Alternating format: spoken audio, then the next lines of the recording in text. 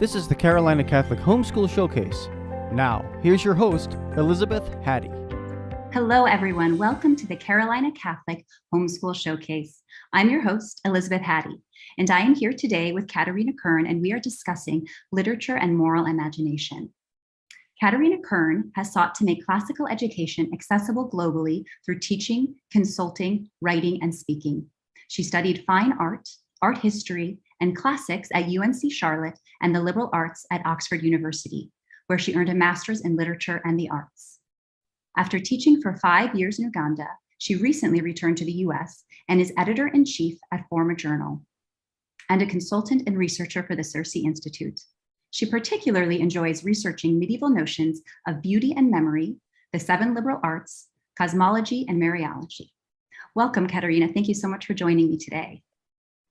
Thank you. Thank you for that introduction. I'm so excited to be here. Yes, well, and one of my favorite things to talk about is literature. So I'm really looking forward to this discussion. And it's so much fun to talk with somebody that, loves it as well and that has, interesting things to say about it. So I would love to know, first of all, what your understanding of moral imagination is. I mean, I know this term has been bandied about for a while now. And I recently learned that it was originally coined by Edmund Burke, and it was actually in reaction to the French Revolution, which I found really fascinating. So that was back in the 18th century.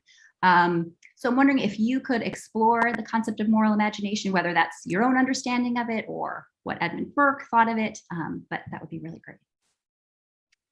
Okay, yeah, let's start with the big question. This isn't a simple answer. So right. I hope that we have time to hash this out. And please do ask questions as I go, because I have a lot of ideas around this and I don't want to just dump everything out there. So feel free to interrupt and ask questions if I'm not clear about anything. Sure. Edmund Burke did coin the term, but not the idea itself. He was responding to the French Revolution and this idea that they were throwing off manners and norms, which appeared to be this removal of really an ethical value system. And he was talking about moral imagination as the ability to perceive a rightly ordered cosmos and align yourself with it. So an ordered commonwealth, an ordered people, and then an ordered soul in relationship to that. And his kind of condemnation of the French Revolution is that they were looking at the aristocracy and what they perceived as all these accoutrements of society and manners. And they thought, it's all symbols, it's all show, it's all decoration. But these symbols were actually pointing to a higher value system. So there was this assumed framework of the universe that there's a hierarchy of values, that there's this ethical system that says one action is higher or better than another action. And so because of that, the universe is ordered, it's laid out in a certain way. And the only thing that tells us what that hierarchy is has to be our imagination. It has to be something from our spirit and not from the physical world. So for instance, I'm still thinking within Edmund Burke's frame of conceptualizing this. Okay. If there is a cat in the street or an infant in the street, and they're both, let's say, relatively the same size, they're both probably equally noisy, they both do kind of the same thing, like screaming and crying, and a cat can sound like it's crying too. What is to tell us, let's say that there's a car barreling down the road and we can only save one. What's to tell us that that infant is more valuable than the cat? Essentially, if we think about it in terms of material, they're the same thing. And if we're looking at the world like things that we can sense with our 5 senses, there's nothing to tell us to say that infant is more valuable. But if we're looking at the world through the moral imagination, we're granting dignity to things. We're viewing things within a hierarchy. So we can say, oh, that human has the dignity of human nature. And because of that, we should save that human. And that's not to say that the cat's not valuable, but the cat has the nature of a cat. So you're placing things within a hierarchy that's reflective of reality, that's also objective. So you've got a rightly ordered objective reality, and then all of our actions have to be in alignment with that reality and bring ourselves, our own nature, our own spirit into alignment. Okay. So that's kind of how he thought about that, especially in relationship to social change. So the idea that we should just throw off all signs of society was a rejection, kind of throwing the baby out with the bathwater. It was a rejection of norms and of values that might have been imagined, but because just that they're imagined doesn't mean they're not real. They're maybe more real because they're imagined. So I'll talk a little bit later about this separation between different kinds of imagination, but it's the moral imagination that is reflective of ultimate reality. And these ideas, while he did coin the term, these ideas are very, very ancient. So, I mean, they can go all the way back to Plato and Aristotle. So ancient Greek culture was operating under this idea or this belief that there is an ultimate real realm, the permanent, the eternal things. We could call that the realm of the forms. Mm-hmm. And this realm of the permanent, the eternal things, these are the most real. And we need to constantly try and strive upward, try and strive for that. So we're moving up. If there's this hierarchy that's a pyramid of reality of existence, we're trying to move up to the point, the top of that pyramid. So that's why the Greeks were critiqued for their art being too close to perfect, but they were seeking the universal rather than the particular. And that was an important point for Burke, which is that we should be moving towards the universal rather than the particular. Okay. So this idea of moral imagination really has to do with helping us see what is truly good and what is truly beautiful, and allows us to try to want to reach for it, would you say? Yes. It's the power of perception that we have in us to perceive ultimately reality. And reality is the truly good and beautiful. Yes. Well, and it's fascinating to me to think that, that the Greeks understood this or saw this, and that, it goes back that far. And then to look at what has happened in history, kind of to repress it or to go against it, right? And with Edmund Burke and the French Revolution, how that was a way of sort of casting it off or rejecting moral imagination, and that he saw that. Now, what do you think? I mean, this just really makes me wonder, sort of, we have this idea of moral imagination then, but then we also just have imagination, right? And I think it seems like in today's society that there is this emphasis on imagination, right? That we need to be creative. It is good to be imaginative, and that it doesn't really matter what you're imagining, right? As long as you're using your imagination. I'm wondering what you think about that.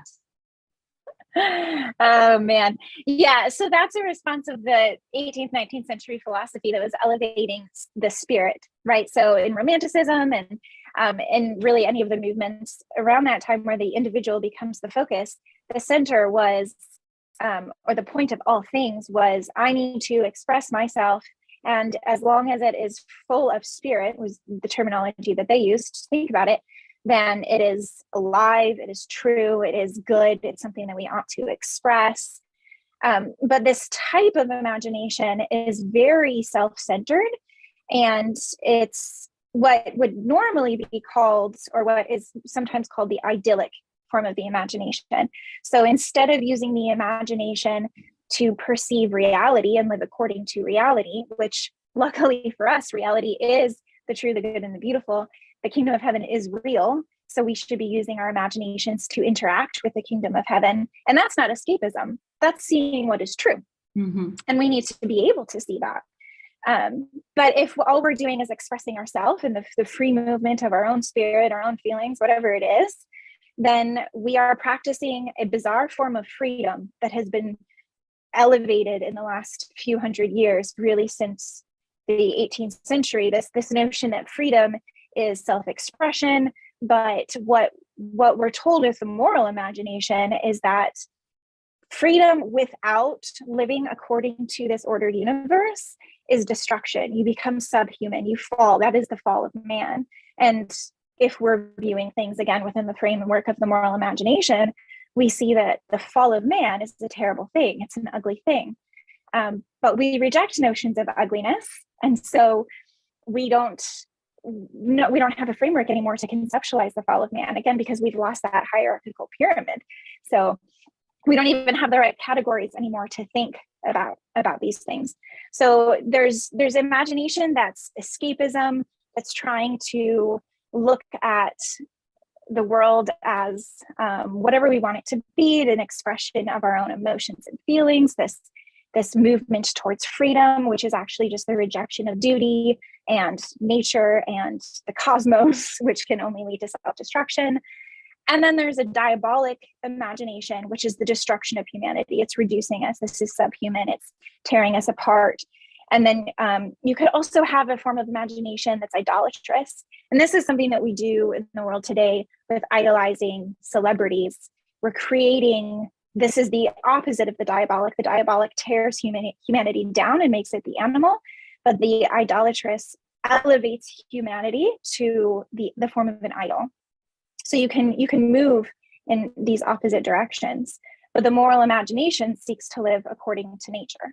Right. Yeah, that's an interesting point, right? Either of these extremes kind of pull you away from reality, right? In two different sort of opposing ways, but they're both wrong. It kind of also reminds me of something I read, and I don't remember who this was now, but that was describing the difference between imagination and I think moral imagination. And imagination is what could be, and moral imagination is what should be. Yes. I thought that was a really kind of concise way of putting it, that we can imagine all sorts of things that are not part of reality and that maybe go against reality. And those are all the things that could be, right? And that's imagination. But moral imagination is aligned with reality, and it's how things should be, right? And seeing the natural hierarchy, seeing this natural order, seeing what truly is good. Now, do you think moral imagination, so it's, this sort of perception of reality and of what's good and true and beautiful in reality, do you think that it has to be cultivated, or it's not there? Or do you think it's something that we have within us, but it can be destroyed if it's not used properly? That's a great question. I think that the seeds of it are there, but it's so easy to distort it. And unfortunately, in our modern age, the stories that we tell our children are actually intentionally distorting their moral imagination and crippling it. So at this point, it has to be nurtured, and it can be nurtured. So we have to very intentionally cultivate and nurture the moral imagination because of the environment that we're in and the stories that we're told and just all these corrupting influences and the images. It's not just stories. It's the moral imagination is composed of the images that we are able to construct metaphor with. So advertisements impact our moral imagination. Playing out in nature impacts our moral imagination. Anything that enables us to collect images and then make metaphors from those images, that's building our moral imagination. Okay. So going to the mall is impacting our children's moral imagination just because they're surrounded by advertisements and things like that. So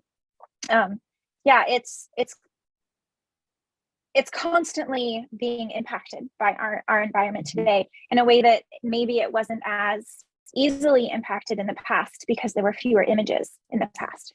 Yeah, that's so a couple of really good points there. I mean, one, this idea that it's not just because to some extent, I was thinking about it in terms just of literature and so of words, right? But the importance of images, I think that's really interesting in forming moral imagination. But then also, the comparison to the past and this idea that in the past, we did not have as many images.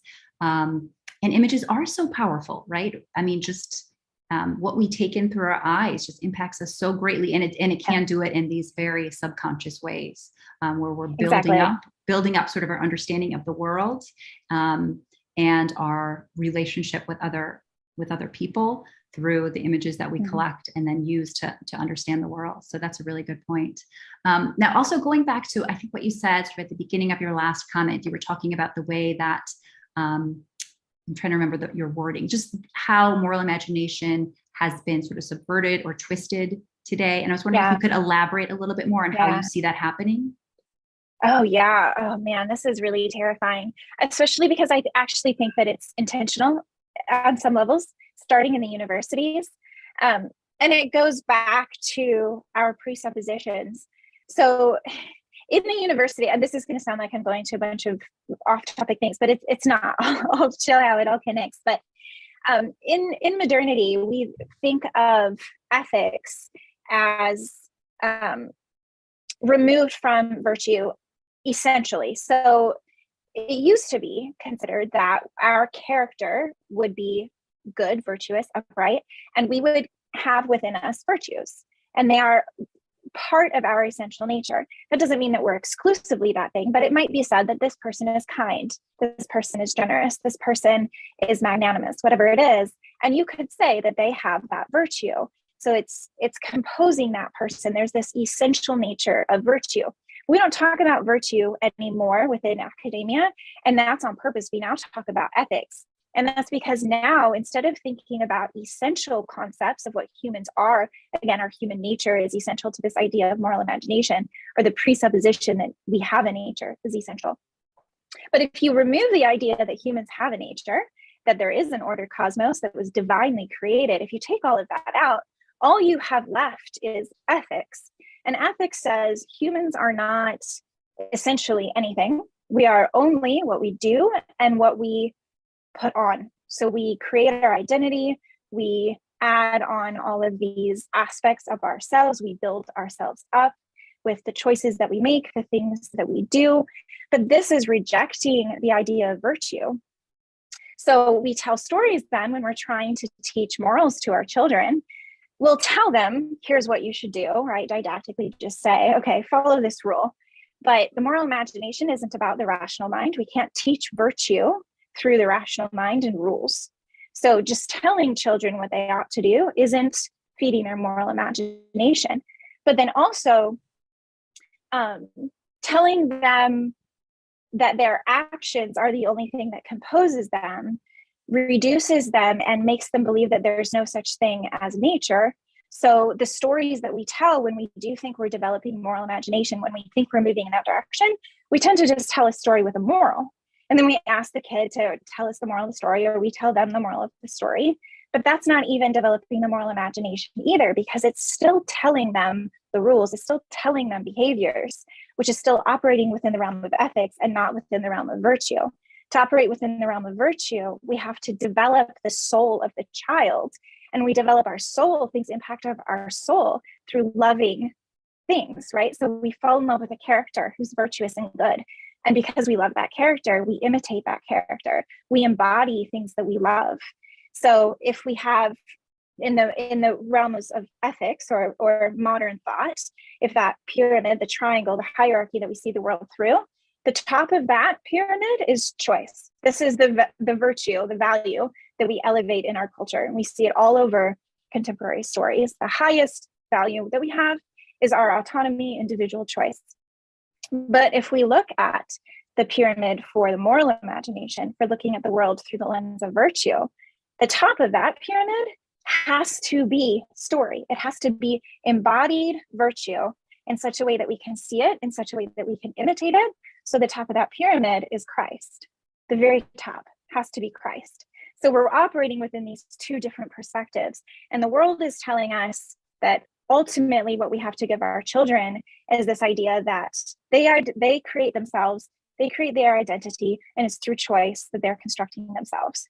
All of the modern stories that are told are telling that exact same story. They're all operating within that same framework. Even if they're telling a good moral, it's still not the moral imagination unless it's appealing to the soul and to the sensibilities. So it's developing a poetic knowledge rather than a rational knowledge of virtue. Beautiful. So many beautiful things in there that I would like to explore further. But right now we are going to go to a short break, but please stay tuned. We'll be back shortly. 2022 is bringing many new and exciting changes to our Carolina Catholic Apostolate, built to communicate how to better learn, love, and live our Catholic faith. We begin with our name change to Carolina Catholic Media. This reflects the expanded scope of Carolina Catholic Radio to include the development of our podcast, streaming, social media, YouTube, and direct marketing platforms. 2022 is a very important year for the Catholic Church. As a result, Carolina Catholic Media will feature more local news, information, and conversation to reflect what's happening now and how it impacts our local Catholic community. Throughout the year, Carolina Catholic Media will showcase our Catholic schools and homeschools, the Charlotte Diocese 50th anniversary, and the 2-year worldwide synod process that begins on the diocesan level. We encourage you to get involved, join us, and catch the spirit. The Carolina Catholic Media Apostolate is a 501c3 nonprofit. We are 100% funded by you. Please consider a donation, monthly tithe, or business sponsorship to support our mission and vision to spread the truth of Jesus Christ and our Catholic faith across the Carolinas. Thank you for discerning a role in our apostolate. May God bless you abundantly.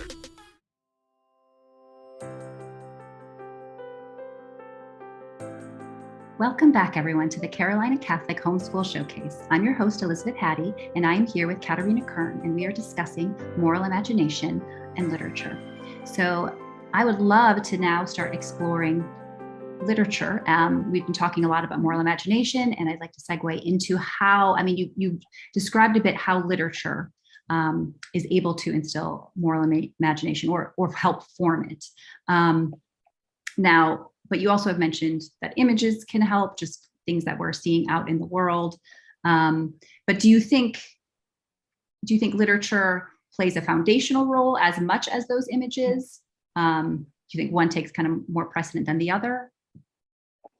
Yeah, so I think the best way for me to explain this is through a metaphor. With my conception of the moral imagination, the way that I try to think about it is that the ordered cosmos, the divinely ordered cosmos, is like a spider web. And every bit of that web is in precisely the right place. It's all very structured, very ordered. It's been created through this rational, intelligent design that does exactly what it's intended to do. And our role is to enter into that spider web and find our place within it. So I think about the symbols, and okay, just to back up a little bit, when I talk about symbols, I'm essentially talking about all of reality. In the sense that we as humans, we are images of God. We are symbols. Mm-hmm. When we look at, of course, a stop sign, that's a symbol, or an advertisement, that's a symbol. But all of nature is a symbol. It's telling us something, and we are symbols. So I'm operating within this conception or these presuppositions that the physical material world is a reflection of the heavenly divine realm. And so we are always imitating. We're always existing as imitations. So if we think about the spider web again, the individual parts of that web, if you could break down each string into its tiny parts, those tiny parts would be symbols. But then as you put those symbols together, combined with nature, they create the symbols together, put together and mixed up in different ways, create the string. So the string of the cosmos is story, but story is just combined symbols. So it's not really a question of, is it story or symbols? It's more a question of, well, it's both. The symbols create the stories. Right, they're just different types of symbols. Yeah, if they're different. Right. Sometimes it's the same. Yes. Okay. Now, talking more about literature, do you think that there are certain types of stories that are better at this? I mean, I know you were discussing earlier this idea of literature or stories helping because the characters can embody virtues, right? And so it's not just telling you sort of what is right or wrong or just listing an ethical dilemma, but they are embodying these virtues in a way that can really impact our imagination and help us, I think, then to have an affection, right? And that to love these virtues. But do you think there are particular types of stories that are better at doing that than others? I do. And my definition or my answer is going to sound like bizarre at first, but I'm going to have to explain it. And I'll say true stories are the stories that best develop the moral imagination. But what do I mean by true? You could have a story that's literally true, and I'm going to set that aside for now. I think the modern categories that we use for stories that, our libraries and our bookstores tell us of fiction and nonfiction, I think those are entirely ridiculous, and I don't think within those categories. So toss that aside. Fiction and nonfiction, it's not a thing. We have true stories and we have false stories, and you can have a story that's true because it's literally true. So that's one thing. I'm going to set that aside. You can have a story that's typologically true. So it's true to the types, or you could have a story that's tropologically true. So it's true to morals and nature and things like, we would say, ethics. So if you have a story that's typologically true and tropologically true, I think that's your magical sweet spot with the moral imagination. So when I think of types, I'm kind of using that to mean archetypes. But again, it's coming back to this idea that the heavenly kingdom is real. So I believe if it's true in the heavenly kingdom, it's also true here on earth. We're constantly mirroring the kingdom of heaven. So it is indeed true that in heaven, we have a good father. We have a king. We have a son of the king. We have a mother of that son. We have the messenger, the spirit that's going out from the father. So there's all of these eternal truths. So if they're eternally true, then these are patterns that we're going to see all over human experience, all over our stories. So those are types or archetypes.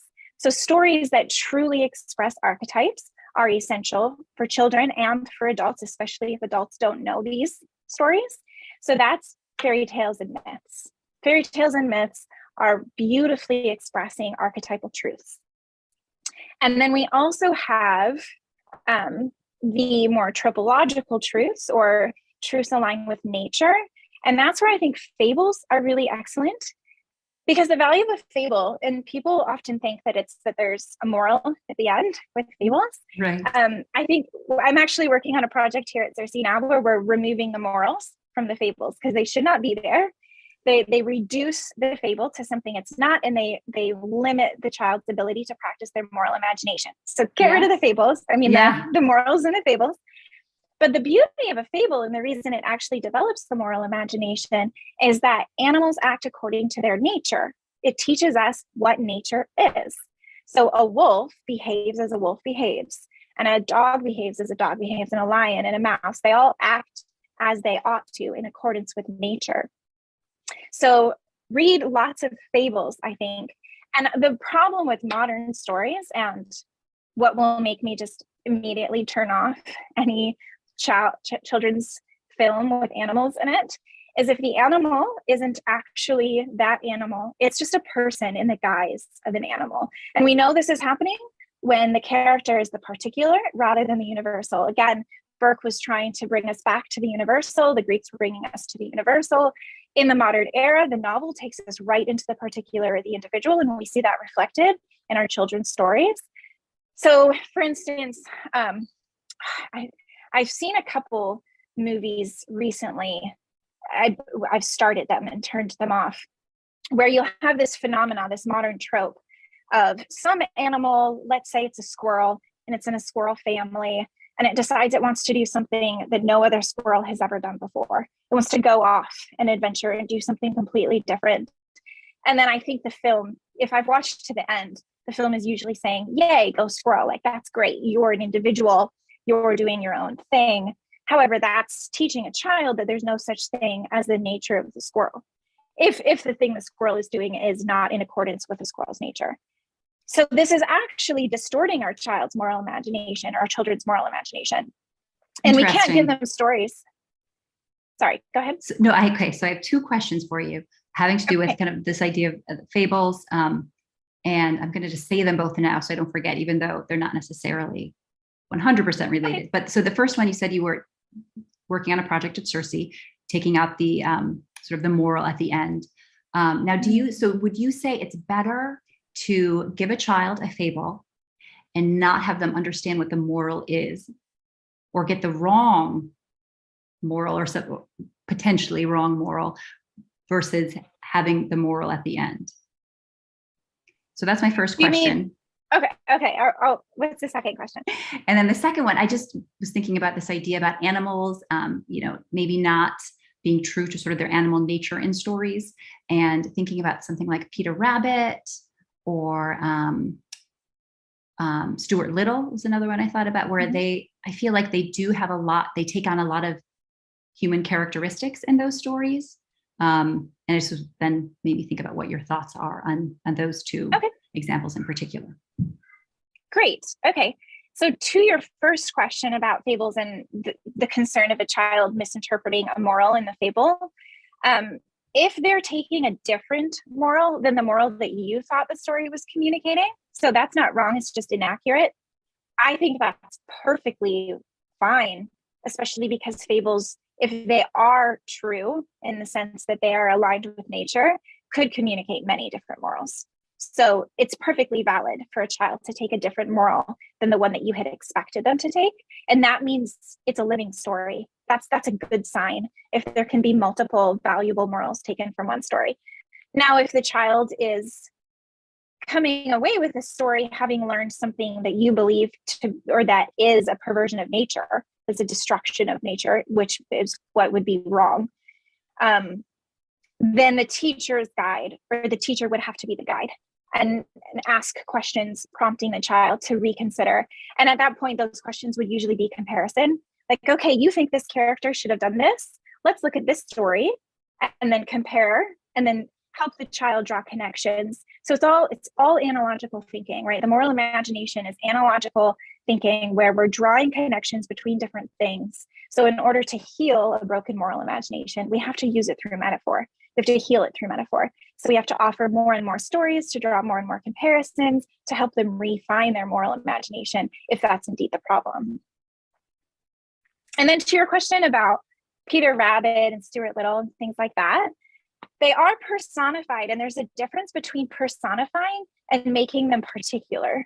So it's perfectly fine, I think, if an animal behaves like a person, like Stuart Little, who's wearing clothes and acting like a person, but there's still some nature of a mouse that's communicated there. Or like Babe, how Babe acts like a pig and has to do what a pig does, even though on some level he's personified, although to a lesser degree, I think, than in Stuart Little. If Stuart Little goes so far as to treat him entirely like a child and remove any of that illusion of him being a mouse, then I would say that's too far. And I haven't read that book in a while. And I think, it's been a little while for me too, but I do remember reading it maybe 5 years ago to my kids and being a little surprised at how much he was just like a little person. But yeah, I don't remember details, to really back that up. Yeah. So if there's no essential difference between his nature, and I use that word essential intentionally, there's no essential difference between his nature as a mouse and the nature of the children in the story, I would consider that problematic for teaching the moral imagination. Peter Rabbit, those stories are very much in line with nature. The farmers and the wolf, different animals really act like those animals. And there are warnings in those stories. You don't go near the farmer's patch. You don't go mess with the wolf. And there are certain things that it is in their nature to attack you. So you do learn very real lessons about nature in stories like that. So personification isn't exactly the same thing as treating something as a particular human. Yes. Yeah, no, yeah, absolutely. I can see the distinction. And I think with Peter Rabbit, right, I think that's what makes those books so charming, right, is that the animals do take on some of the qualities of humans, and just, they're dressed like humans, and they have, certain little English habits and mannerisms that make it really funny and quaint, but they also are responding to their human nature and the way they act and what's driving them. And so I think, it does work really well and just makes it just really enjoyable and something that can foster moral imagination. So now this is of course another big question, but do you have, if you were to give sort of top 5 or just at least some of your favorite children's stories that you think are especially good at forming moral imagination, what would they be? Could you do that? I know that's always a hard thing. Yeah, that is tricky. Well, I'll say first, in selecting, I would know that I'd have to pick a fairy tale. And one of the virtues of fairy tales, one of the wonderful things about them is that the characters are not named. So this again is moving to the universal and away from the particular. So if the characters are named, that's a movement towards this modern obsession with the individual and a movement away from universals or archetypes.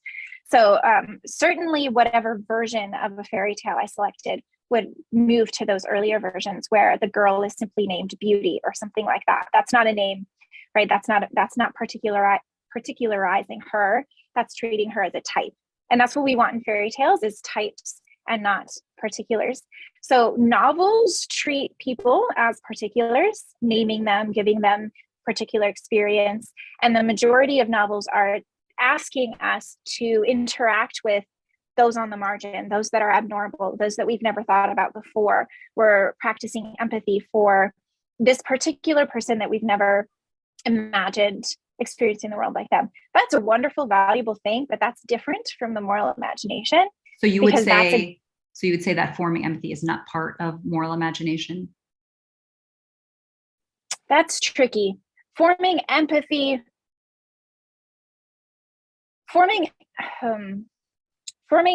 may be an aspect of it, but it is not one of the defining attributes of it.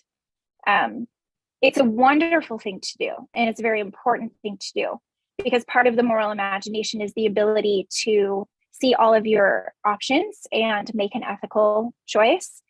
And empathy is a required aspect of that practice of the moral imagination. But when we're reading novels, we're moving into the particular and away from the universal. So unless we do that after we have a conception of that spiderweb, the divinely ordered cosmos, then it can be confusing, because if all we do is look at the particular and the abnormal and the marginal, then we never get a conception of the whole. So I think that's valuable to bring that in, but I think first we need to establish the norm. We need to establish that spiderweb with the divinely ordered cosmos. And then we can say, okay, here on the outside of this spiderweb is this individual that doesn't fit in what we expect. Now let's weave that individual in. But we can't, if we have a cosmos that's only the abnormal and the exception, there's no strings holding it together and it just falls apart. So that's kind of not answering your question, because I'm saying what not to read.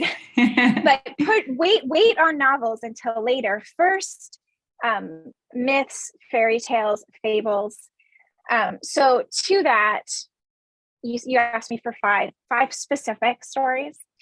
Well, even just top, it doesn't even have to be 5, just okay, just three. Yeah. Okay. The Wind in the Willows. And this is for any age. I'm not making this age specific. I find myself reading fairy tales and myths and children's stories frequently, because they're just so beautiful. And this is a side note, but for adults out there who are listening, the world that we live in right now, we're constantly having to think about the most basic things, like what is a human, what is a woman, what does it mean to be on this earth? All of these very, very basic ideas that for 2,500 years of human existence, we've had nailed down. We just called them the first things. We reasoned from them. We assumed them all together as a race. And now all of a sudden, these very assumed things are in question. So we're having to do a lot more thinking and put in a lot more effort to come to any conclusions and to move anywhere. So we like to think that, we've progressed as a race, but actually humanity has just chopped off our legs, and now we think we're running and we're not even crawling. So it's exhausting to think in the world today. So children's stories, I find extremely comforting to go back and just say, okay, yes, I'm not the only one that thinks reality exists.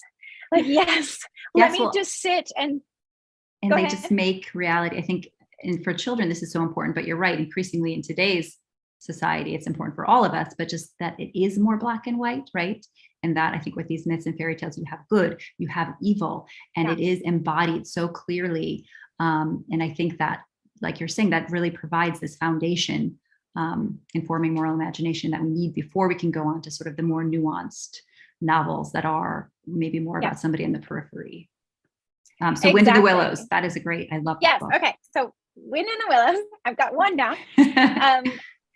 I really love Grimm's fairy tales. I know that's kind of a cop out to just say like, here, this whole collection of stories, but I think it counts. Grimm's fairy tales. Okay, great. Good. Tolkien, anything Tolkien, he is intentionally constructing a divinely ordered cosmos. He is very, very intentionally trying to present these archetypes and give us comfort in the king and the queen of heaven. And all of these ideas are just woven subtly throughout Middle Earth. And unless you read the Silmarillion, it's kind of, they're quieter. But if you read all of his corpus, then it kind of comes together more loudly. So anything Tolkien, of course, George MacDonald, anything George MacDonald. My favorite George MacDonald is Lilith, but people really love The Princess and the Goblin. Okay, and I have not read Lilith, so I'll have to put that on my list. Oh yeah, no one's really read it. It's super bizarre, but I like exploring it for its notions of the Queen of Heaven. So Mariology, a lot of my research is around symbolism of the Queen, and how she is constantly there in our stories, but she's much quieter. So George MacDonald does an excellent job expressing that, and Lilith is perfect for that. And so I said Tolkien, MacDonald, Wind in the Willows, fairy tale, myths. Can I just throw in myths? Yep. Okay. Great. By all means. Well, that is all a myths. Great list. Well, and going back to fairy tales, I remember with the first time, at least as an adult, that I went and read The Little Mermaid, Andersen's version, Hans Christian Andersen's version of it. And it just is so beautiful, just so exquisitely beautiful. And just, as a child, I watched Disney's Little Mermaid and just loved that. And then reading this and realizing how the Disney version just is it's so wrong. And it's just, not only does it pales in comparison, but it's also wrong, and conveys a very different set of morals, right? Informing moral imagination in a very different way, or just distorting moral imagination, the Disney version. Exactly. That's a really good example of what I mean by this universal in particular. And The Little Mermaid is expressing this universal human desire for immortality. This is what we yearn for. And everything that she undergoes is asking these questions of humanity, what it means to be a human. She yearns to have this eternal soul that humans have, and she's willing to give up being a mermaid in order to experience that. So it's wrestling with these big universal ideas of what it is to be a human and what is ultimately real. Yes. So we are actually just about out of time now, but before we end, I wanted to get, if you have any tips for our listeners and for me on how to discuss stories and books with children to help them cultivate their moral imagination. So if you're reading them one of these fairy tales, how do you go about talking to them about it afterwards? What are kind of the types of questions to ask? Great. Okay. Yeah, it's actually a lot easier than we think. One thing to do is, as you're reading through, engage your child, watch their observations. Don't try and analyze the story, just experience it and watch your child respond. We naturally do this, but for some reason, when we move into school, we kind of fade out, and we should hold on to that. And then as the characters in the story are making decisions, just pause and say, oh no, what should the character do? And then talk about the situation that the character's in and what choices should the character make, and then keep reading. So instead of reading to the end and saying, okay, now what did the character learn? Stop throughout and say, what should the character do? So that's allowing you to have this poetic knowledge of the story, to enter into it experientially.